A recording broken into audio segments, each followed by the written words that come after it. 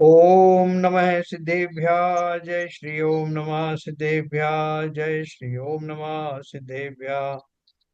मंगलम भगवान वीरो मंगलम गौतमो गणी मंगलम कुंद कुंदाद्यो चैंदर्मोऽस्तु मंगलम सर्वमंगल मांगल्यम सर्व कल्याण कारकम प्रधानम सर्वधर्माणां जैनम जयतो शासनम जैनम जयतु शासनम जैनम जयतु शासनम। करणान योग परिचय हम लोग पढ़ रहे हैं, जिसकी लेखिका है डॉक्टर उज्ज्वला शाह। और हम गुणस्थान के बारे में चर्चा कर रहे हैं, बहुत सरल भाषा में और बहुत फोकस वे में। गुणस्थान क्या होते हैं, वो गुणस्थान होगा, और स्थूल भाषा में, जो बहुत ज्यादा गहराई में नहीं, बहुत बारीकी में नहीं, लेकिन जो जनरल में हम गुणस्थान का स्वरूप जैसे भी समझ सकते हैं, उस भाषा में उन्होंने लिखा है। तो वास्तव में तो ऐसी जो महिला है वो हमारी गुरु के रूप में वास्तव में जगह जगह उनकी जो वाणी है अलग अलग पुस्तकों के माध्यम से हमको सुनने को मिलती है, देखने को मिलती है।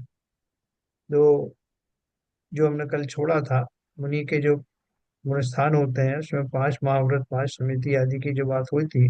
13 प्रकार का चारित्र जो है, वो चारित्र बाह्य चारित्र तो है, लेकिन उसके अंदर में अंतरंग परिणाम कैसे जुड़े रहते हैं, इसकी चर्चा अपन कर रहे हैं।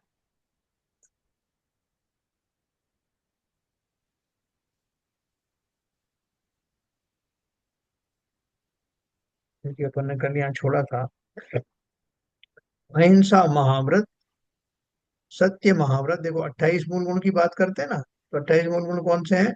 पांच महाव्रत, पांच समिति, पांच इंद्रिय विजय, छह आवश्यक और शेष सात गुण। तो ये, और जो 13 प्रकार का चरित्र होता है उसमें पांच महावृत, पांच समिति और तीन गुप्ती। ठीक है। तो ये जो 28 मूल गुण है, क्योंकि वो गुप्तियां सबको नहीं होती हैं, लेकिन सभी मुनियों को ये सारी चीजें होती हैं। अहिंसा महाव्रत, सत्य महाव्रत, अचौर्य महाव्रत, ब्रह्मचर्य महाव्रत और परिग्रह त्याग महाव्रत, पांच महाव्रत हैं। चरणान योग में इन सब व्रतों और मूल गुणों का विस्तृत वर्णन है। और समिति का अर्थ क्या है? कि जो सीमाएं हैं, वो प्रवृत्ति हमारी कैसी है, उसमें सब इन चीजों का ध्यान रखा गया कि नहीं।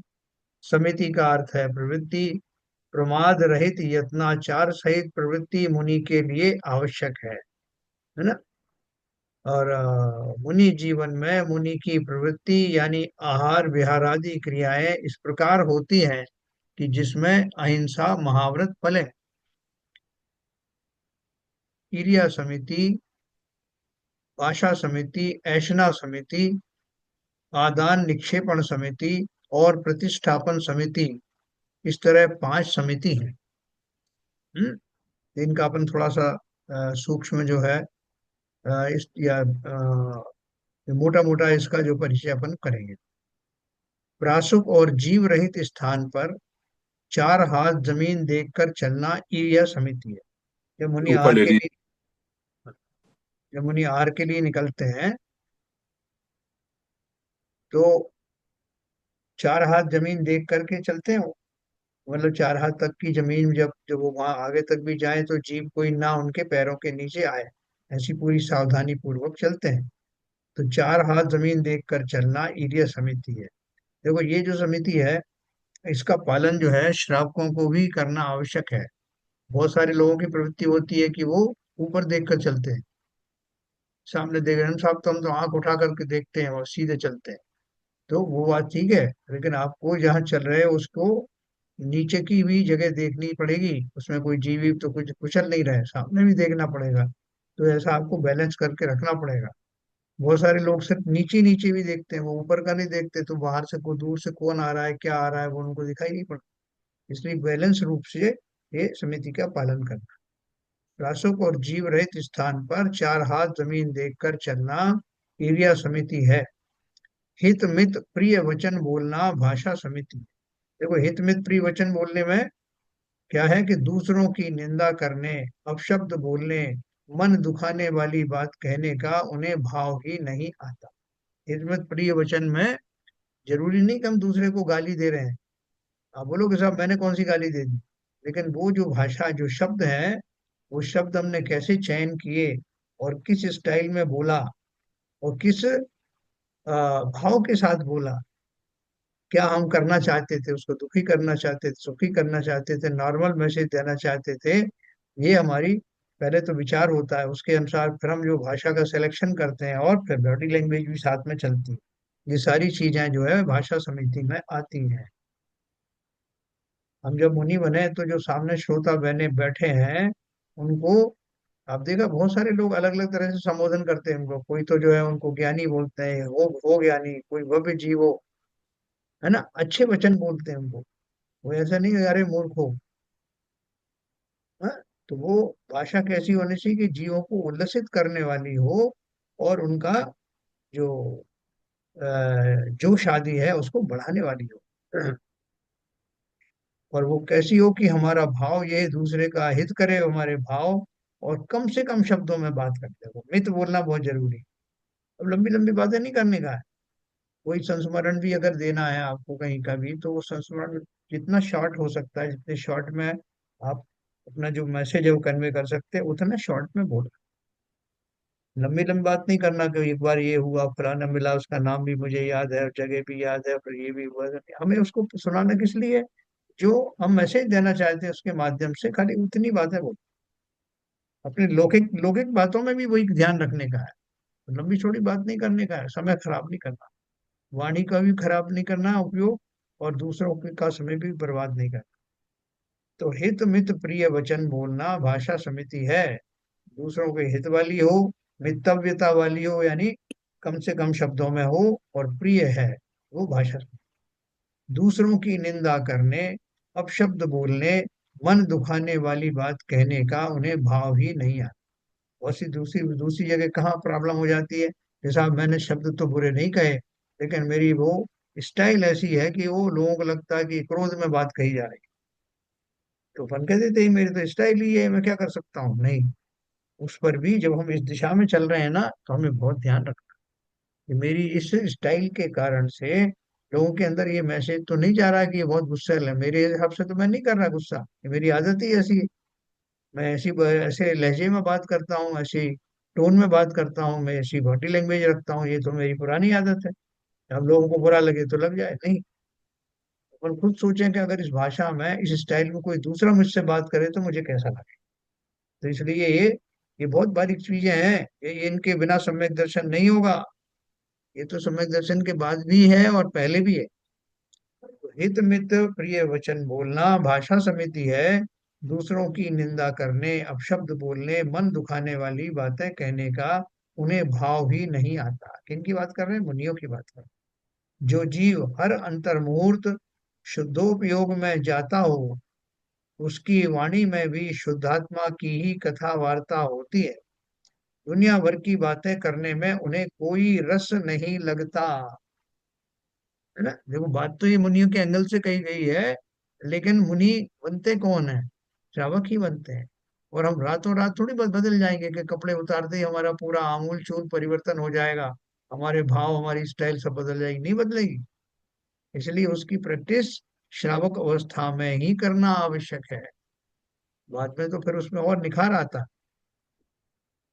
तो अब वो बोल रहे हैं कि जो जीव हर अंतर मूर्त शुद्धोपयोग में जाता हो, उन्हीं जो है सत्वगुण स्थान आदि के जो जीव हैं, वो हर अंतर मूर्त में शुद्धोपयोग में चले जाते हैं।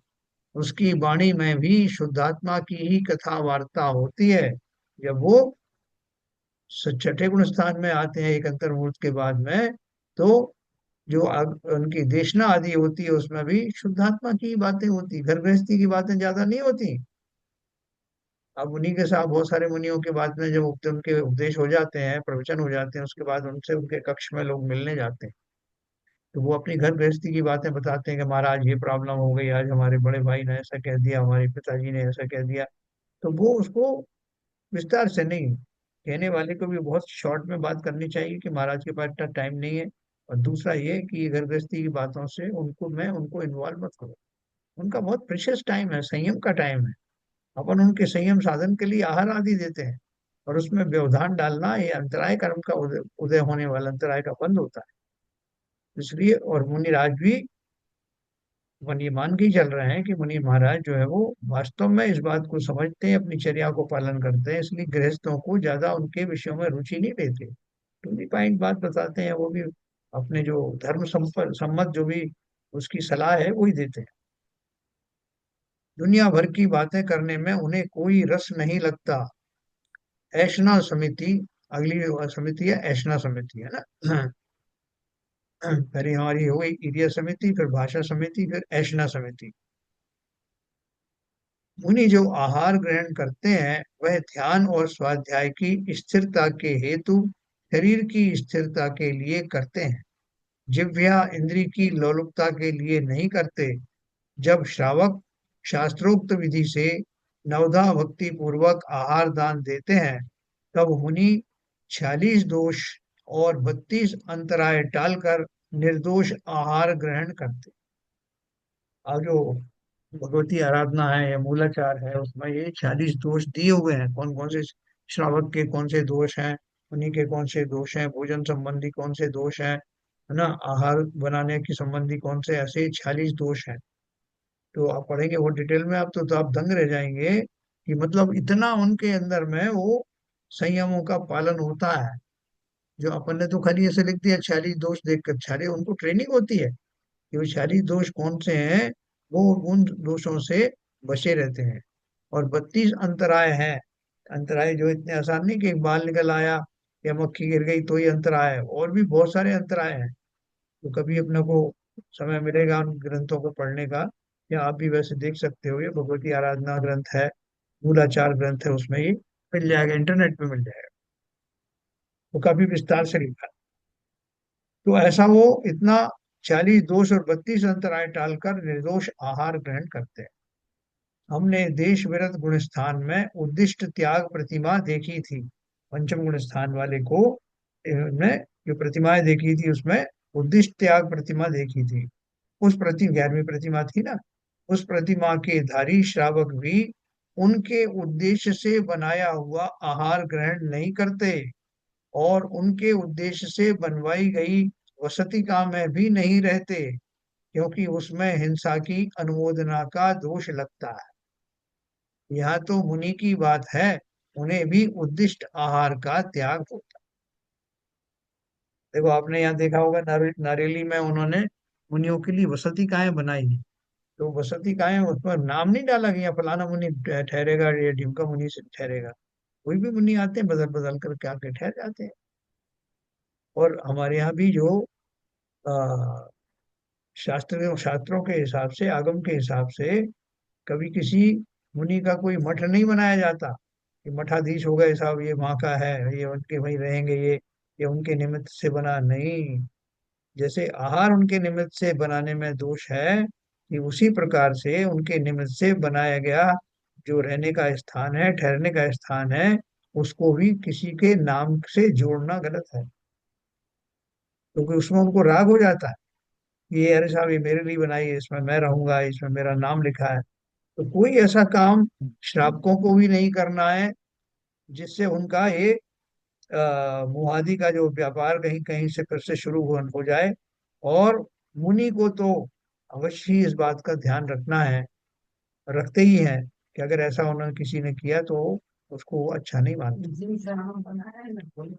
हाँ वो बनाते हैं हम लोग, तो इनको समझ नहीं है, ग्राहक वो बोल देते हैं श्रावकों ने बनाया भाई, लेकिन श्रावक बनाएंगे तभी जब महाराज की अनुमोदना होगी, बिना उसके उनकी हिम्मत नहीं पड़ सकती। इसलिए वो मुनि ध्यान रखते हैं इस बात का।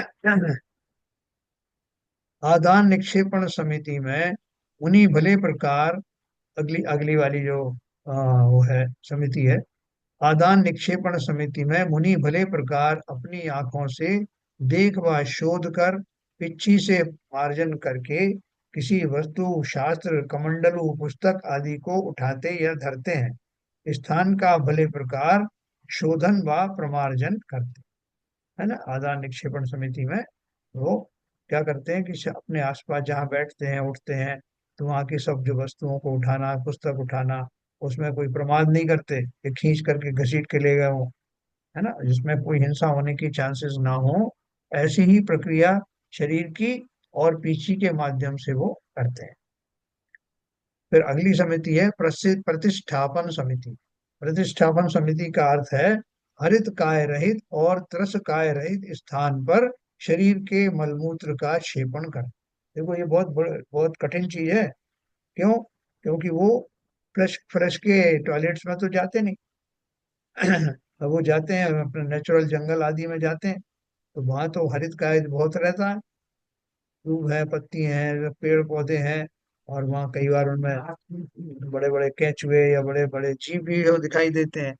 उसमें से ये शोधन करके कि वहाँ ऐसी वो चीजें ना हो, उनके ऊपर कहीं मल विसर्जन ना हो, इतनी पूर्ण सावधानी रखना हंसी खेल नहीं।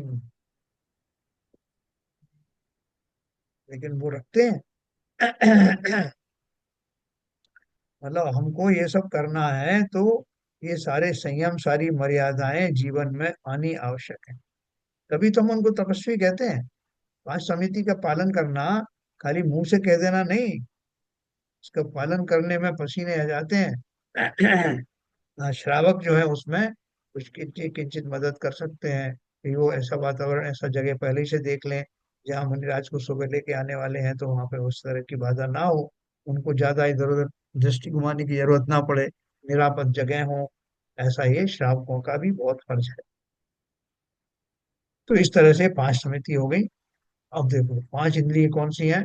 स्पर्शन इंद्रिय विजय, रसना इंद्रिय विजय, घ्राण इंद्रिय विजय, चक्षुर इंद्रिय विजय और श्रोत इंद्रिय विजय। पांच प्रकार के इंद्रिय विजय हैं। मुनि पांचों ही इंद्रियों को अपने वश में रखते हैं, उनका निरोध करते हैं। इंद्रियों के विषयों में उनके आसक्ति नहीं होती, उनमें उन्हें राग भी नहीं होता और द्वेष भी नहीं है। मल आदि जो होता है ना, जैसे मल वगैरह होता है, तो मल से द्वेष रखें कि राग रखें? ये राग बोले आप क्या बात कर रहे हो, राग तो रखने का सवाल ही नहीं। तो क्या करें, द्वेष रखें? तो बोला है कि जो सम्यक दृष्टि जीव है, संकित जीव है, वो वस्तु का स्वरूप समझ लेने के कारण से जो वस्तु जैसी है उसको उसी रूप में स्वीकार करते। उनको रति अरति आदि वो सब आवश्यकता नहीं होती, उनके जीवन में स्वभाव से ही चली जाती है। जो वस्तु जैसी है उसका वैसी तो स्वभाव होगा। जो पूरे शरीर में से निकल करके जो ओजन आदि के कण आते हैं, वो शरीर में आने से, निकलने से पहले तो बड़े अच्छे लगते थे, तो उन्हीं का प्रोसेस तो हुआ है। उसमें से वो रस आदि निकल गया, हाथों द्वारा सोख लिया गया, बाकी जो फोक बचा है वो निकलता है। और उसमें कुछ गैस वैस मिलती है, तो उससे वो थोड़ी सी जो उसका जो स्मेल है वो अलग होती है। सम्यक दृष्टि जी इस बात को भली भांति समझता है। इसी को कहते हैं वस्तु स्वरूप का ज्ञाता होना। अगर वो नाक मुंह सिकोड़े और इस तरह की बातें करें तो वो उसमें दोष है। फिर उससे आपको द्वेष लग रहा है, द्वेष है। जैसे शरीर के बारे में बोलते हैं ना कि शरीर में नौ मल द्वार बहे नित वासर नाम लिए जिन आवे। तो क्या करें? अब शरीर से राग आप करने नहीं दे रहे हो, और आप जो है जो बात बता रहे हो उसके उससे तो ऐसा लगता है कि शरीर से हमें द्वेष करना चाहिए। नहीं, द्वेष नहीं करना। राग को छुड़ाने के लिए बातें कही गई हैं, लेकिन उसको समझने के बाद, वहां से राग समाप्त होने के बाद में इस बात का भी ध्यान रखना कि शरीर से ये बातें बताई उससे द्वेष करने के लिए नहीं बताई कि कैसा सा अशुचि शरीर है ये वो। उसकी वस्तु स्थिति समझाने के लिए बात की है। आप फेंके फेंके थोड़ी फिरोगे शरीर। तो इस बात को ध्यान रखना कि क्या राग और द्वेष दोनों ही वर्जित हैं। तो ये पांचों प्रकार की इंद्रियां, मुनि पांचों ही इंद्रियों को अपने वश में रखते हैं, उनका निरोध करते हैं। इंद्रियों के विषयों में उनके आसक्ति नहीं होती, उनमें उन्हें राग भी नहीं होता और द्वेष भी। है ना? आपको तो याद हो, पता नहीं जो लोग गए थे वहां पे आ, रामटेक, तो वहाँ वो आचार्य श्री विद्यासागर महाराज को जो जगह दी थी ठहरने के लिए, उस जगह के पीछे जो है काफी कचरा वचरा कुछ डाला जाता था, तो वो काफी स्मेल थी वहाँ। तो लोगों ने उनको कहा महाराज को कि महाराज आपको थोड़ा सा शिफ्ट हो जाए तो अच्छा है। बोले क्यों? बोले यहाँ जो है वो थोड़ी स्मेल वगैरह आती है। बोले हमें तो नहीं आ रही। तो जो व्यक्ति जो वो हटे नहीं वो लास्ट तक, जो व्यक्ति अपने तप आराधना आदि में संलग्न है, उनको इस तरह की जो है राग और द्वेष होते नहीं। उन्हें फुर्सत ही कहाँ है इन सब चीजों को, बाहर का जो है सुगंध लेना, गंध लेने की। अपनी ही गंध से भरपूर हैं जो, उन्हें परगंध से कोई मतलब नहीं। ये एक्चुअल में लोग करते हैं मुनि। तो देखो मुनि के षट आवश्यक अपन पढ़ते हैं। षट आवश्यक क्या होते हैं? मुनि के और श्रावक के षट आवश्यक में थोड़ा किंचित भेद है, तो मैं आपको बताता हूँ। मुनि के षट आवश्यक मुनि जीवन में प्रमाद नहीं होने देते हैं। षट आवश्यक मुनि जीवन में प्रमाद नहीं होने देते। मुनि को अपने कर्तव्य प्रति दक्ष दक्ष रखते हैं। आवश्यक कर्तव्य को आवश्यक कहते हैं, जो जरूरी है करना, अनिवार्य है। उनके नाम इस प्रकार: पहला सामायिक, दूसरा चतुर्विंशति स्तव, तीसरा वंदना, चौथा प्रतिक्रमण, पांचवा प्रत्याख्यान और छठवां कायोत्सर्ग। है ना? तो ये कितने हो गए? आ, जो आपको पांच इंद्रिय, पांच पांच मन पंच महाव्रत बता दिए, पांच समिति 10, और पांच ये तो इंद्रियों का भेद हो गया 15। 15 के बाद में ये 6, 21। 21 हो गए, और फिर बाकी बचेंगे 7 मूल गुण, तो 21 और 7 28। तो देखो ये पापन बात कर रहे हैं षटावश्यक की। सामायिक चतुर्विंशति स्तव, फिर वंदना, फिर प्रतिक्रमण, प्रत्याख्यान और कायोत्सर्ग। बाकी रहे 7 मूल गुणों को शेष 7 गुण कहते हैं।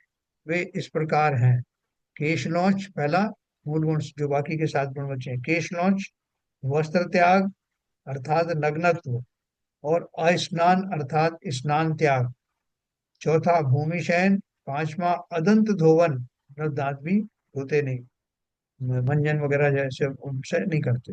स्थिति भोजन, यानी खड़े खड़े कर पात्र में भोजन, और एक भुक्ति यानी एक वक्त दिन में एक बार ही आहार ग्रहण कर। ये इस तरह के उनके 7 एडिशनल गुण होते हैं, तो 21 और 7 मिलकर 28 हो जाते हैं।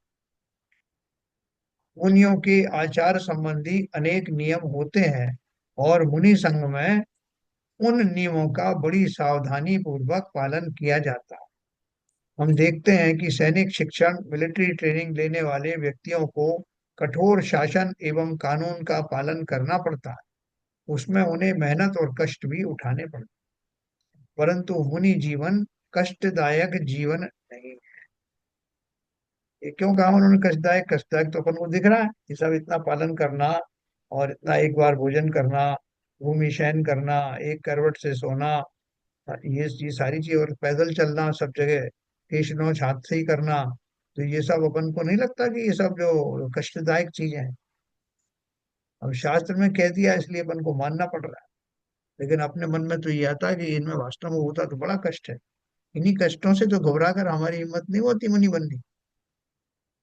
लेकिन वास्तव में ये कष्ट नहीं है, ऐसा सच्चे मायने में जो मुनि बनते हैं वो ऐसा जानते और मानते हैं। है ना? उन कष्टों में, उनमें अगर कष्ट होता तो वो अच्छे खासे अपने, यहाँ तो राजा थे, कोई चक्रवर्ती थे, कोई जैसे दूसरे राजा थे, कहीं कोई कुछ थे, सब तरह से उनको सामग्रियां उपलब्ध, सामग्रियां थी, अनुकूल सामग्रियां। वो क्यों चले गए? कष्ट उठाने के लिए। तो इसलिए हमको जरूर उनमें कष्ट लगता है, लेकिन जो इसमें अभ्यस्त हो जाते हैं इस भूमिका में, उन्हें उसमें कष्ट नहीं होता। उनको तो संसार की महा गृहस्थी में जो उलझने हैं, जो आकुलताएं हैं, उनके मुकाबले में ये तो सुखद ही लगते। यानी इसे अपन सोचेंगे, विचार करेंगे, तब अपन कन्विंस होंगे इससे। ऊपर ऊपर से तो आप बोलोगे साहब कि वो तो आपने शास्त्रों में लिखा है, वही आपने पढ़ दिया है, तो बाकी हमें तो ऐसा लगता नहीं। तो वो स्थिति, यही हमारा पुरुषार्थ है कि जो क्रियाएं मुनि कर रहे हैं वो बुरी तो करेंगे नहीं, कष्टप्रद करेंगे नहीं। तो उसमें आनंद कैसे है, इसको एनालाइज करना चाहिए। तो बोल रहे हैं परंतु मुनि जीवन कष्टदायक जीवन नहीं है। सम्यक दृष्टि जीव निरंतर आत्मिक आनंद का उपभोग लेता है। इन मुनियों को इंद्रिय विषयों में कोई रस ही नहीं लगता। देह और राग से भिन्न अपने ज्ञान आनंदमय अस्तित्व का भान उन्हें सदैव वर्तता है। इसलिए मुनि योग्य क्रियाओं में उन्हें कष्ट या जबरन मेहनत नहीं लगती। और वो प्रसन्न सागर महाराज का एक उदाहरण लोग बहुत बार देते हैं कि 500 दिन के अंदर में उन्होंने मुश्किल से 60 दिन आहार लिया, है ना। तो और बहुत प्रसन्न रहते हैं वो, कहीं चेहरे पे और तेज बढ़ता चला जाता है। तो वो भी तो हमारे और आपके जैसे हाड़ मांस के बने हुए ना। ऐसे बहुत सारे मुनि उपवास आदि करते रहते हैं, और उनको जरा भी खेद खिन्नता नहीं आती, कई बार उनको अंतराय भी हो जाते हैं। तो उनको उस मुनिचर्या को पालन करने का कोई मलाल नहीं होता। जैसे आप बहुत कर लिया, हमने तो देखा कुछ हो फायदा है नहीं, और सारा जंगल जंगल भटकते रहो, सड़कें नापते रहो, छोड़ो इसमें क्या रखा है, लौटते हैं अपन अपने पुराने गृहस्थ जीवन, है ना। कोई मुनि, वास्तविक मुनि कभी इस तरह के भाव नहीं लाते। इसलिए मुनि योग क्रियाओं में उन्हें कष्ट या जबरन मेहनत नहीं लगती। इस प्रकार 28 मूल गुणों का निरतिचार पालन करने वाला जीव जब स्वसन्मुखता करता है, शुद्धोपयोग में रहता है, उसकी आत्मस्थिरता बढ़कर तीन कषाय चौकड़ी का अभाव होता है, तब उसे सातवां अप्रमत्त गुण स्थान प्राप्त होता है। इतनी सारी नियमावली को पालन करने के बाद, और इन सबको बाह्य रूप से पालन करने के बाद अंतरंग में शुद्धोपयोग हो, है, उसकी आत्मस्थिरता बढ़कर तीन कषाय चौकड़ी का अभाव जब हो जाए, तब उसे सातवां प्रमत्त गुण स्थान प्राप्त हो, है ना।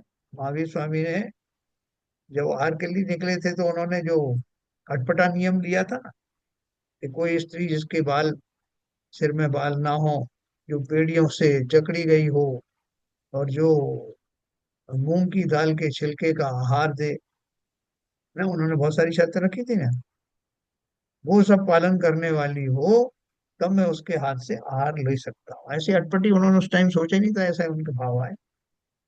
तो चंदन वाला के वो सारे चीजें मिल मिल रही थी, सारी मिल रही थी, लेकिन एक चीज कम थी। क्या थी?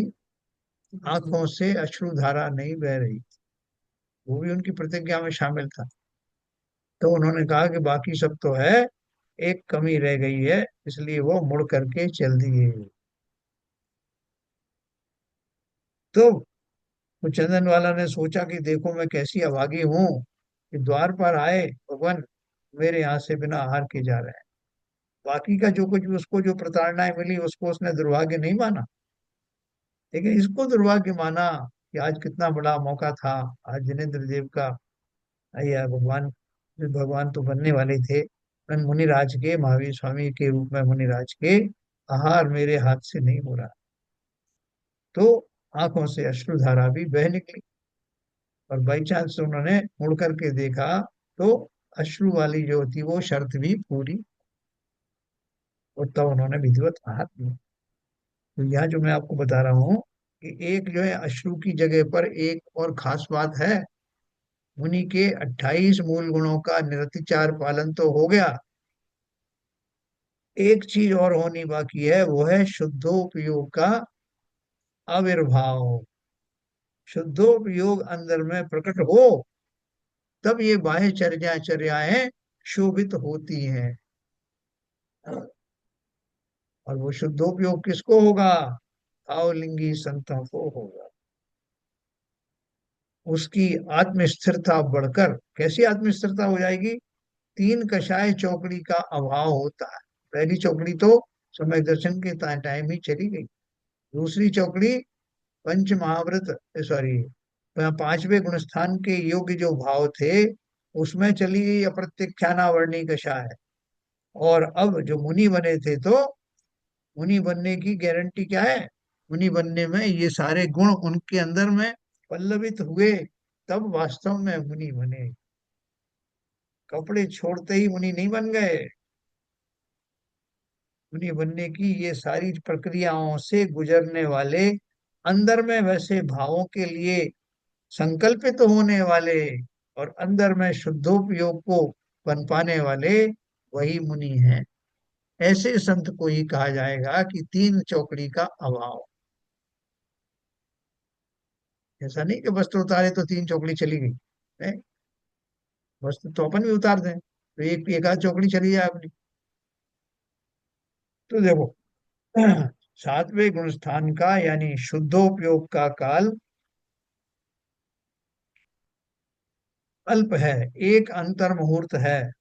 उसके बाद जीव नियम से छठवें गुण स्थान में आता ही आता है। यह शुभोपयोग का काल है। कौन सा? छठे गुण स्थान। इसमें अध्ययन, अध्यापन, आहार विहार आदि क्रियाएं होती हैं। पुनश्च अंतर मुहूर्त में सातवां गुण स्थान पुनः प्राप्त होता है। इस तरह निरंतर छठवां सातवां गुण स्थान प्राप्त होता रहता है। आचार्य उपाध्याय और साधु सदैव छठवें सातवें गुण स्थानों में झूलते रहते हैं। देखो, प्रकृति में क्या क्या व्यवस्थाएं हैं। अगर वो मुनिराज के पास में ये छठवां गुण स्थान ना आए तो हमें कौन आहार आहार दिखाने की प्रक्रिया हमें कैसे ज्ञात हो? आहार कैसे किया जाता है, आहार कैसे दिया जाता है, ये सब चीज नहीं मालूम। कौन हमें देशना देगा? कौन हमें ये चर्याएं दिखाएगा? चर्याओं के बारे में कौन बात करेगा? तो वो छठवां गुण स्थान भी हम सबके लिए परम परम उपकारी है। सातवां गुण स्थान तो उनके लिए विशेष रूप से शुद्धोपयोग में है। इसी तरह से जब भगवान बनता है जीव, तो बीच में जो है अनंत की व्यवस्था क्यों की गई? सीधे सिद्ध बन जाते ना।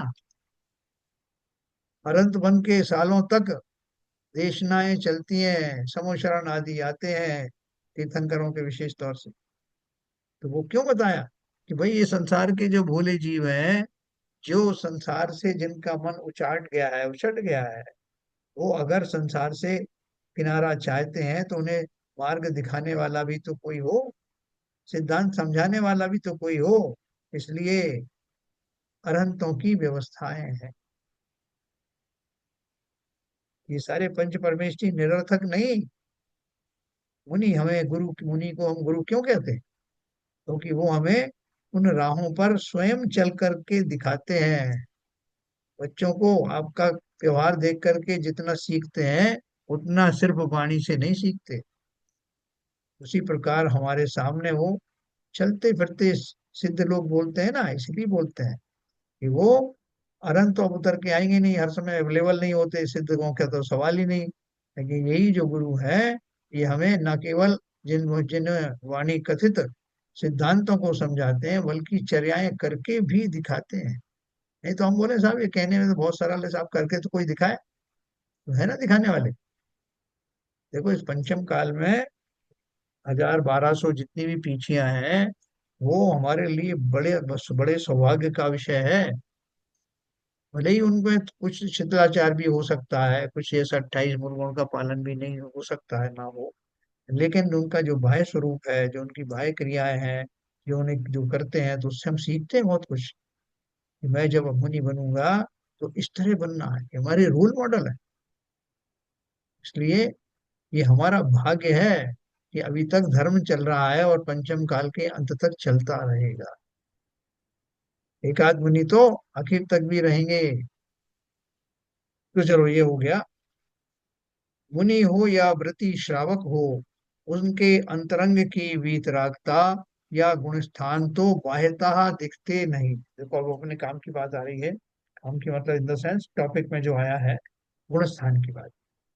तो बोल रहे हैं मुनि हो या व्रति श्रावक हो, व्रति श्रावक पंचम गुण स्थान वर्ती, उनके अंतरंग की वीतरागता या गुण स्थान तो बाहर से दिखते नहीं।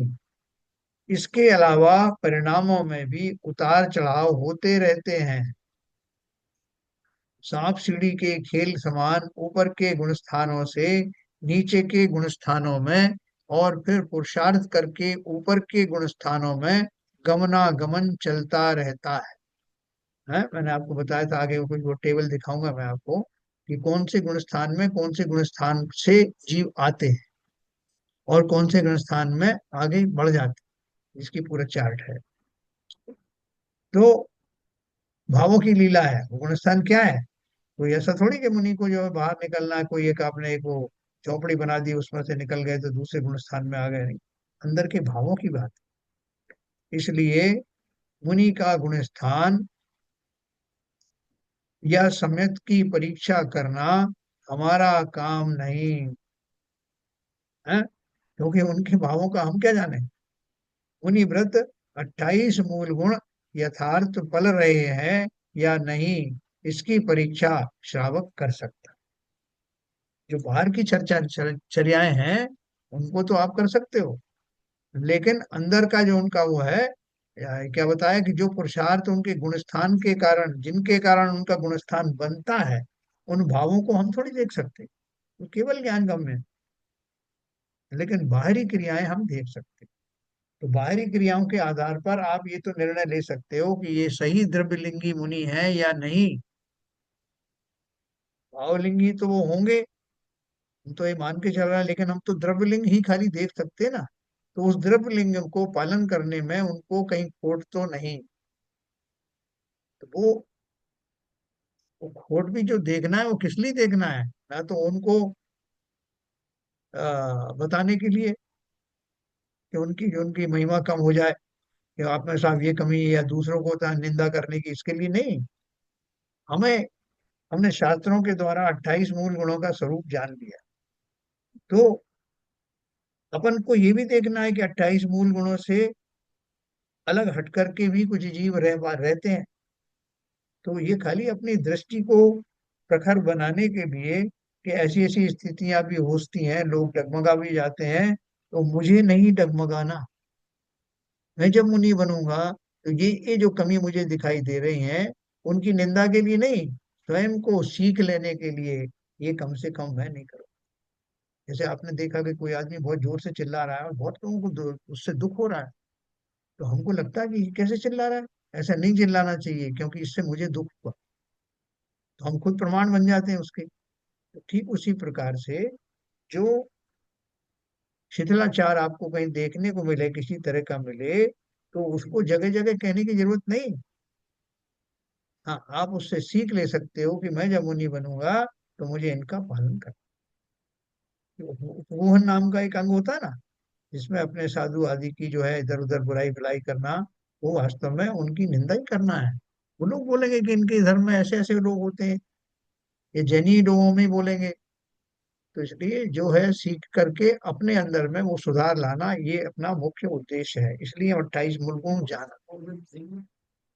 हाँ, दूसरी बात ये है कि अगर जो गणमान्य व्यक्ति हैं, जिनका प्रभाव है, तो समाज में आते हैं, अगर ऐसे मुनिराज आते हैं, कोई शिथिलाचार है, कोई उस तरह की चीज है, तो अगर आपको लगता है कि वो उनके दूर हों, तो एक तरीका तो ये है कि आप उनके आचार्य से कह सकते हो, लेकिन आचार्य तो पास में होते नहीं। दूसरा, एकांत में आप विनय पूर्वक उनसे कुछ उनसे उनके सामने रख सकते हो, है ना। तो वो भी क्या है कि लोग उसको निंदा मानते, वो निंदा नहीं है उनको, क्योंकि हम उन्हीं को कह रहे हैं और उनको ये कन्वे कर रहे हैं मैसेज, इसलिए कि धर्म की स्थापना हो, धर्म में दोष ना लगे, लोग जो है लोक में इसका निंदा आदि ना हो मंदिर में, इस भाव से जो है वो मुनिराज को अगर कोई बात कही जाती है, विनय पूर्वक कही जाती है, सही शब्दों में कही जाती, एकांत में कही जाती है, तो वो विचारणीय है, वो ऐसा किया जा सकता है। क्योंकि अगर नहीं करोगे तो क्या है कि वो शिष्टाचार बढ़ता जाएगा समाज में, और उनको भी वो बहुत सारे जो हैं उन्मुक्त हो जाते हैं कि कौन किसकी हिम्मत है जो हमसे कुछ कहे। इसलिए इस तरह का प्रावधान भी है, लेकिन श्रावकों को खुद को जानना पड़ेगा। जो उनको ये उद्बोधन देने वाले हैं उनको खुद को इतना ज्ञान होना चाहिए कि वो शास्त्र सम्मत बात को कैसे कहें विनय को। इसलिए मुनि का गुणस्थान देखो, गुणस्थान या सम्यक की परीक्षा करना हमारा कर्तव्य नहीं है। मुनिव्रत 28 मूल गुण का यथार्थ पल रहे हैं या नहीं, इसकी परीक्षा श्रावक कर सकता है। क्योंकि हमने अभी देख लिया 28 मूल गुण कौन से होते हैं।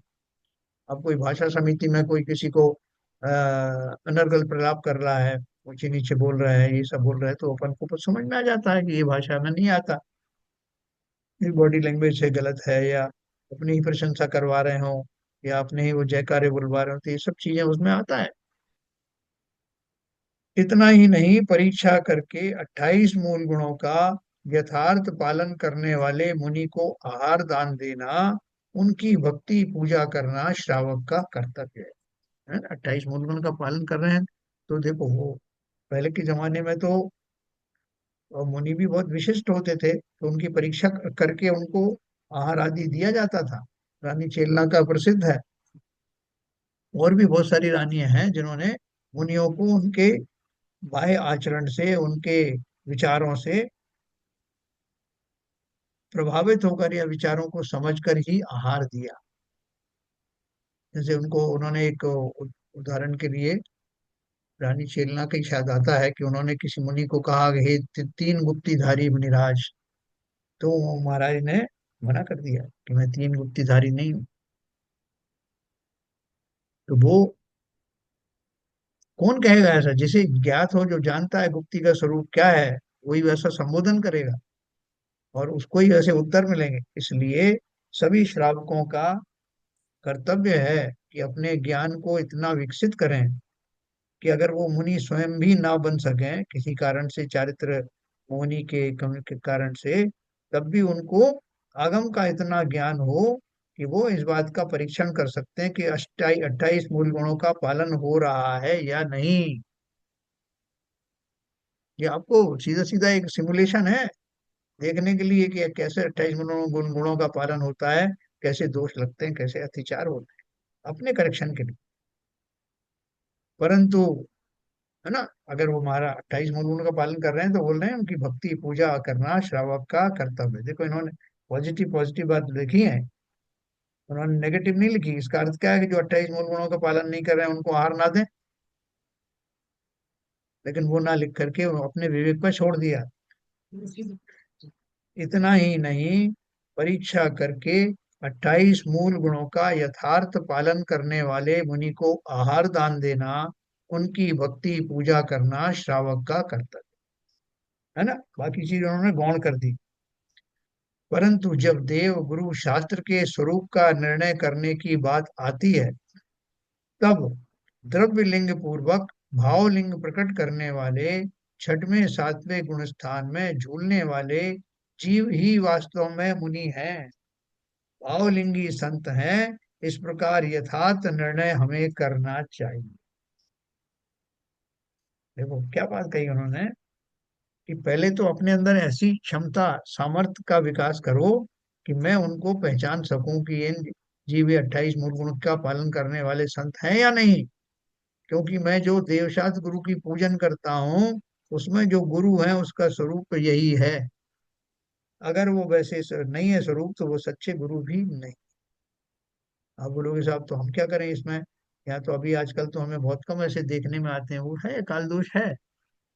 लेकिन वो मन स्थिति अपनी जरूर बना के रखना, और विशेष तौर से किस लिए, कि मुझे अपने अंदर जो भक्ति आती है, उन गुणों का जो बहुमान आता है, वो उन गुणों के प्रति सावधान रहने की आवश्यकता है। क्योंकि मुझे वो गुण अपने अंदर विकसित करना है, और सिद्धांत का पालन हो करते हुए देखना, ये भी श्रावक का कर्तव्य है। छठवां सातवां और ऊपर के सभी गुण स्थान एकमात्र मनुष्य गति के जीव को ही, पुरुष को ही प्राप्त हो सकते हैं। ऊपर की बात सारी आपको समझ में आई होगी। इसमें कहीं किसी को कोई क्वेश्चन हो, दुविधा हो तो पूछ सकते हैं।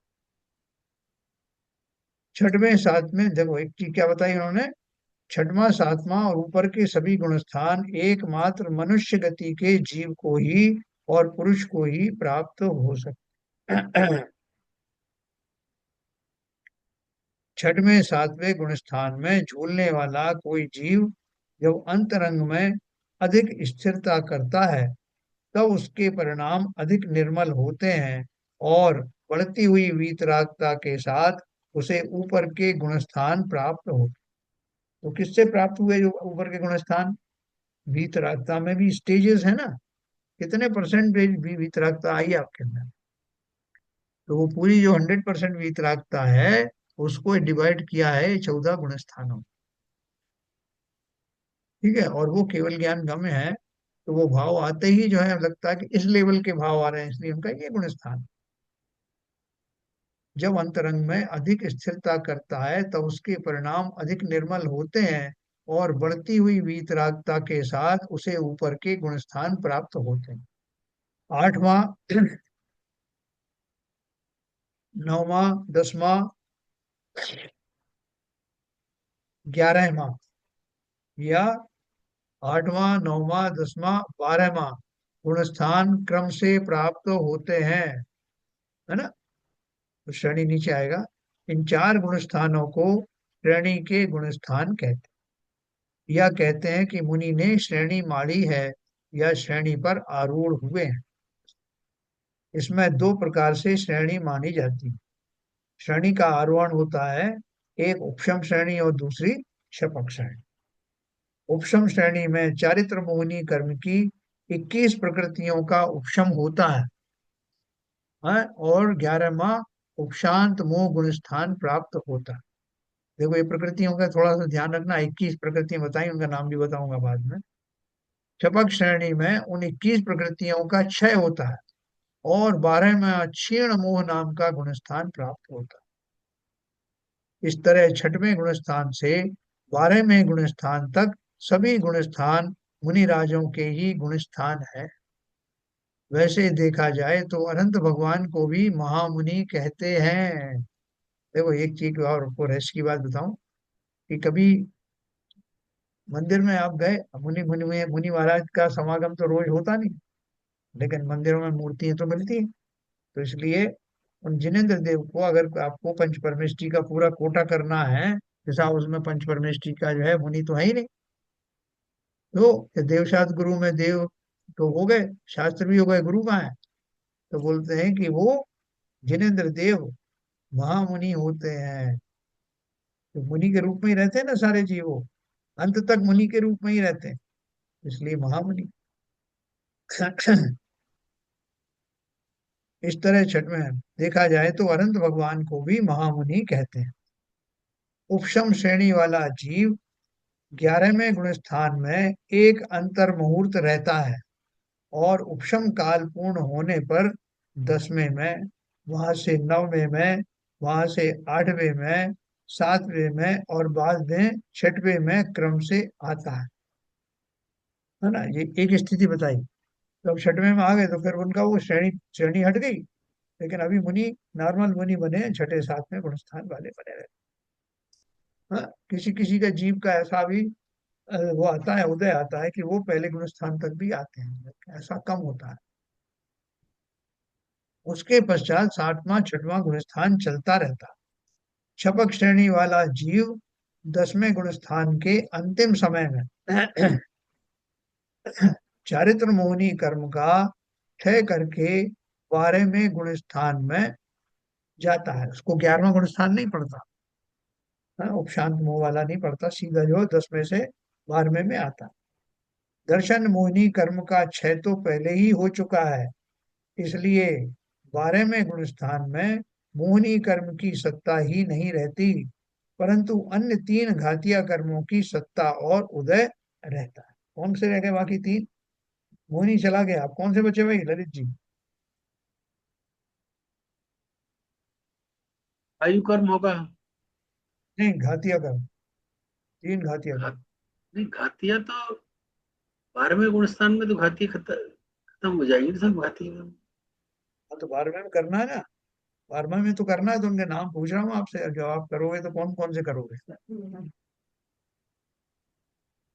आप 12वें गुण स्थान में पहुंच करके कौन से तीन घातिया कर्मों का नाश करने वाले हो? कम ज्ञानावर्णी तो वही है, दर्शन। केवल लेवल उनका कम है। चाहे तो मोहिनी वगैरह का कम। नहीं नहीं, मोहिनी चला गया, ज्ञानावर्णी, दर्शनावर्णी और अंतराय, चार है ना। ज्ञानावर्णी, हाँ दर्शनावर्णी, मोहिनी और अंतराय। तो हाँ। मोहिनी चला गया, अभी बाकी के तीन बचे हुए हैं, जो 12वें गुण स्थान के अंत में चले जाते हैं। 10वें में नहीं गए वो, मोहिनी 10वें में चला गया, बाकी के और बाद तक रहते हैं। तो ये 12वें गुण स्थान के अंत में जाते हैं, और इस तरह से चारों कर्मों के जाते ही जीव को केवल ज्ञान हो जाता है, 13वां गुण स्थान आ जाता है, वो अरिहंत बन जाता है।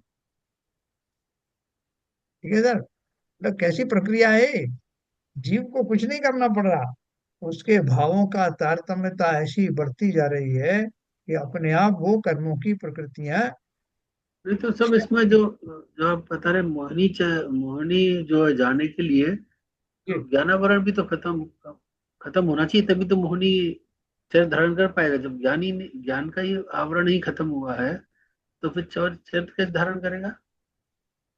ज्ञानमणि खत्म होगा ना, 12वें के अंत में हो जाएगा खत्म। नहीं, हाँ, केवल ज्ञान के नहीं लिए आपने बोला आवश्यक ना है ना। मोहिनी पहले ही खत्म हो गया। 10वें गुण स्थान में मोहिनी चला जाता है, ज्ञानावरण दर्शनावरण दोनों। ज्ञानावरण खत्म नहीं हुआ। नहीं, ज्ञानावरण तो खत्म होगा तो फिर केवल ज्ञान हो जाएगा ना। अच्छा, मतलब थोड़ा सा रह गया अब, थोड़ी हाँ, कसर रह गई उसको, केवल इतना है। केवल ज्ञान वाला जो अभी ज्ञानावरण का, हमको ज्ञानावरण का कितना उदय है कि हमको तो ना अवधि ज्ञान है। पहले तो पूरी तरह से हमारा मति शुद्ध ज्ञान भी हमारा अभी सम्यक नहीं है, और सम्यक भी है तो ज्ञान का पूरा उगाड़ नहीं है, मति शुद्ध ज्ञान का भी पूरा उगाड़ नहीं। फिर अवधि ज्ञान नहीं है हमको, हमको मनोपर्य मने पर्याय ज्ञान का भी अंतराय है या आवरण पड़ा हुआ है, और केवल ज्ञान का तो है ही। तो वो जो मुनि हैं, उनके तो ये सारे जो ज्ञान है, मति शुद्ध ज्ञान भी अपने पराकाष्ठा पर है। अवधि ज्ञान किन्हीं को होता है नहीं होता उसकी आवश्यकता नहीं पड़ती रास्ते में, मैंने पर्याय ज्ञान की भी आवश्यकता नहीं पड़ती। तीर्थंकरों को तो दीक्षा लेते ही हो जाता है। अब केवल ज्ञान सीधा होगा तो समस्त आवरण समाप्त हो जाएंगे, समस्त प्रकार के ये जो एक्चुअली क्या प्रकार है है। हाँ, एक्चुअली क्या है कि जो 10वें गुण स्थान में आपका संतुलन रह जाता है, वो जाता है। उसके वो मोहनी कर्म की चार जो चौकड़ियां है ना, सब सारी हाँ, हाँ, अनंतान बंदी, प्रत्याख्यान, प्रत्याख्यान और संतुलन, बराबर। वो जाके 7वें गुण स्थान में आपके पास वो संतुलन वाली रह जाती है, बाकी सब चली जाती है। और ये संतुलन वाली 10वें गुण स्थान में जाके समाप्त होती है। मगर ज्ञानावर्णी, दर्शनावर्णी तो फिर भी, और अंतरायी, तीनों रह जाती हैं। वो 12वें गुण स्थान में जाते हैं, तब जाके 13वें गुण स्थान समाप्त। में ही केवल ज्ञान होता है। ये आपने सीरीज बताई थी, मतलब हाँ, स्टेप्स बताए थे आपने। ठीक है ना। कभी देखो, वो जो सूक्ष्म लोक कषाय है ना, जो बोल रहे हैं कि जो संजुलन जाति का रह जाता है वो 10वें गुण स्थान या रह जाता है।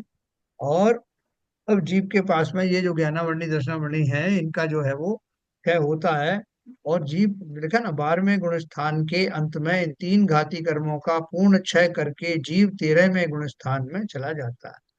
12वें गुण स्थान में पूर्ण वीतरागी बना हुआ जीव 13वें गुण स्थान में क्षयिक ज्ञान प्राप्त होने से सर्वज्ञ बन जाता है। बन जाता है। अभी क्या है, वीतरागी सर्वज्ञ और हितोपदेशी, है ना। तो वीतरागी कब बना वो, तो राग जो उसका समाप्त हो गया पूरा, कौन से गुण स्थान में, वास्तव में तो वो 10वें गुण स्थान में ही हो गया। और उसके बाद में उसको तीन और घाती कर्म का क्षय किया उसने। तो पूर्ण वीतरागी बना हुआ जीव 13वें गुण स्थान में क्षय ज्ञान प्राप्त होने से सर्वज्ञ बन जाता है। वो ज्ञान कौन सा हुआ उनका, वो अब क्षय होने वाला नहीं है ना। क्षय ज्ञान है, क्षय सम्यक दर्शन, क्षय केवल दर्शन, शायद केवल ज्ञान, ऐसा ज्ञान को प्रकट होता है। इसे संयोग केवली गुण स्थान कहते हैं। इस जीव को अनंत दर्शन, अनंत ज्ञान, अनंत सुख और अनंत वीर की अर्थात अनंत चतुष्टय की प्राप्ति होती है। ठीक है सर, तो अपन आज की यात्रा अपन यहीं तक रखेंगे क्योंकि अपन अरहंत बन गए आज। ठीक है, कल आप इसके जो भी आपको बीच में इसमें तारतम्यता में कहीं कोई और क्लेरिफिकेशन की जरूरत हो तो अपन डिस्कस करेंगे कल। सर, मतलब एक ये। इसी से जुड़ा हुआ प्रश्न था। हाँ, ये पार्श्वनाथ भगवान की जो प्रतिमा है, ये आजकल देखी जाती है, वो सर्प के साथ में, तो ये उनकी मुनि अवस्था का वेश है, हाँ, उपसर्ग अवस्था का वेश है, हाँ, और अनंत अवस्था का नहीं है। नहीं, फिर भी उसको अनंत में क्यों माना जाता है, उस प्रतिमा को? लोगों को जो है एक श्रद्धा हुई, लोगों ने सोचा कि आइडेंटिफाई करने के लिए, जैसे बहुत उत्साह है लोगों को है कि उनको ऊपर उपसर्ग हुआ था, नाग नागनी ने उनका वो किया था, तो उस कहानी को चरितार्थ करने के लिए उस समय जो प्रतिमाएं बनाई गई होंगी, उस पे उन्होंने एक एडिशनल ये रख दिया। बाद में तो आपने देखा बहुत सारी मूर्तियां बिना फन वाली भी बनती हैं। नहीं तो वही इसमें मतलब इसी को मैं पढ़ रहा था, वारिल जी का एक महावीर हाँ भगवान के ऊपर एक अभी एक किताब लिखी है उन्होंने। हाँ तो उसमें पढ़ रहा था, तो उसमें स्पष्ट दिया था कि ये पार्श्वनाथ भगवान की जो सर्प के साथ प्रतिमा है हाँ वो अरहंत की प्रतिमा नहीं है, वो उनके मुनि भेष की प्रतिमा है। हाँ, नेचुरल, वो तो बात हाँ। है ही। हम्म। वो शरण में थोड़ी वो ये फन लेकर के बैठे हुए थे। हाँ तो वही है, तो फिर वो इसको रखना चाहिए कि रखना चाहिए तर्क संगत से। और वो देखो परिपाटी से चला आ रहा है, इसलिए लोगों ने सुधार भी किया है, बहुत सारी प्रतिमाओं पर नहीं है अभी आजकल जो आ रही है। नहीं तो अपने अपने मंदिर में क्या करना चाहिए? देखो अभी तो लोगों का इतना आग्रह हो गया है कि लोग आपकी जरा भी आप डेविएट करोगे तो लोग नहीं बर्दाश्त करेंगे। अच्छा अच्छा। इसलिए वो चला आ रहा है परिपाटी से, बहुत सारी चीजें ऐसी त्रुटि हैं उसमें, वो जो जब कोई बताता है उनको तो अपना खुद समझ करके करना, बाकी के तो लोग कुछ भी करते रहते हैं। अभी देखो बताते हैं गंधोदक सिर्फ मस्तक पर लगाना। जी हाँ। हाँ, उन्होंने बोला आंखों में भी मैल है और कानों में भी मैल है और ये सब है। ना फिर नहीं मानते लोग तो उन्होंने कहा नाभि से ऊपर के अंगों में लगाना। तो वो लोग सीधे गंधोदक में ही डुबो देते हैं आंखों को। कोई अपने सबको वो अभिनय नहीं समझते, उन्हें अपने शरीर की हिफाजत की पड़ी है कि यार ये अच्छी दवाई मिल गई अपने को। तो वो ऐसे अंधश्रद्धालु आप उनको बोलोगे मानने वाले नहीं। और उससे और ज्यादा उत्साहित होकर के लोगों ने पीठ पे और अपने बैक पीछे के अंगों में भी लगाना शुरू कर दिया। तो ये अब आप किस किस को रोकोगे? तो इसी तरह से वो जो परिपाटी से चली आई के है। समय में विवेक पूर्ण अपना काम करते चलो, दूसरों की चिंता छोड़ो। बस वही है। हम्म। सामूहिक कामों में भी ये बातें ध्यान रखनी पड़ती हैं, आप उनमें से हम्म। बहुत से विड्रा कर जाते हैं, बहुत से वो उनको नहीं पसंद है तो नहीं करते, बहुत से जीव आरती नहीं करते, बहुत से जीव नहीं, शांति कारण ये है ना कि हर आदमी को ज्ञान नहीं होता, तो हर आदमी के साथ में कहाँ बहस करोगे आप, कहाँ उसमें उलझोगे। है इसलिए इसमें बहस करने का मुद्दा नहीं है, और फिर भी जो आप करते आए वही करते रहते हैं लोग हाँ इसमें। ट्रेडिशनल है। हाँ। देखो मैं एक बात और बताऊं आपको, आपने कहीं कहीं पढ़ा होगा कि ग्रंथों में कि जहाँ जहाँ पर प्रतिमाएं खुद विराजमान है मंदिर में, वहां आप ठोने के ऊपर उनका जो है वो आह्वान वगैरह करते हो, की स्थापना करते हो, उसकी जरूरत नहीं। प्रमाण सागर जी ने भी कई बार बोला, पार्श्वनाथ भगवान सामने बैठे आदिनाथ भगवान, उनको आप स्थापना ठोने पर कर रहे हो, तो क्या स्थापना कर रहे हो? वो तो परोक्ष में जब यहाँ मंदिर आदि नहीं होते हैं जिन जगहों पर, तब वहां इस तरह के विकल्प लिए आते हैं। लेकिन हमारा मन नहीं मानता, हम तो ठोना रख के ही बैठते हैं, और फिर उन लोगों को उठा करके और माथे से लगाना और ये सब जो है वो परिपाटी चल रही है। तो ये बहुत से लोग मना भी करते हैं, लेकिन हम हमारा ट्रेडिशन वाला उसके बिना मन नहीं करता, मानता नहीं। नहीं तो वह जब हरेक पूजन में स्थापना का वो दिया हुआ है ना। वो दिया तो है, वो दिया इसलिए गया कि अब उन्हें थोड़ी मालूम कि आप मंदिर में बैठ के ही पढ़ोगे, आप नहीं तो अपने हिसाब उसको से कर तो सकते हो मंदिर ना में अपने। बैठे हैं तो उसके पहले उसको नहीं पढ़ना चाहिए मतलब? किसको आप बोलोगे? वो जो आप कह के देख लो, बोले अरे कैसा आप नहीं पूजा नहीं कर नहीं, रहे हैं दूरी। कहने की बात नहीं है, हम लोगों को क्या करना चाहिए, उसको नहीं पढ़ना चाहिए? नहीं पढ़ भी सकते हो, वो तो कोई दिक्कत नहीं है, ये अपने भाव तो अपन रखो कि जिन्हें जिन्हें देख सामने बैठे हुए हैं मैं तो उनकी स्थापना ही कर रहा हूँ। वैसे तो आवश्यक नहीं है, लेकिन मन ना माने तो आप उसको ऐसे इंटरलिंक कर सकते हो। अच्छा। ठीक है ना, कल अपन इसकी बात चर्चा करेंगे। देखो पूजन वूजन करते हैं उसमें एक साइंटिफिक चीजें हैं। नहीं नहीं, वो लोग इसलिए तो मैं पूछ रहा था कि वो पहले पद्य को पढ़ना चाहिए कि नहीं पढ़ना चाहिए। कल अपन इसकी और चर्चा करेंगे, अभी समय हो गया। निर्माण स्तुति का ललित जी जन।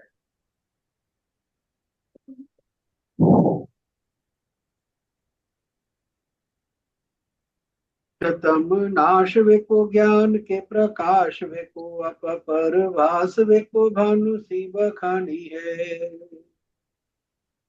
छो द्रव्य जान वेको बंध विधि भान वेको स्वपर पिछान वेको परम प्रमाणी है। अनुभव बताए वेको जीव के जताए वेको काहू न सताए वेको भव्य और आनी है। जहाँ तहाँ तार वे को पार के उतार वे को सुख विस्तार वे को यही जिन वाणी है। ये जिन वाणी भारती तो है जब दिन रहन जो तेरी शरण गए सो पावे सुख चैन। या वाणी के ज्ञान से सूझे लोका लो, तो वाणी मस्तक धरो सदा देते हैं दो, सदा देते हैं दो। जिनवाणी माता की जय। है।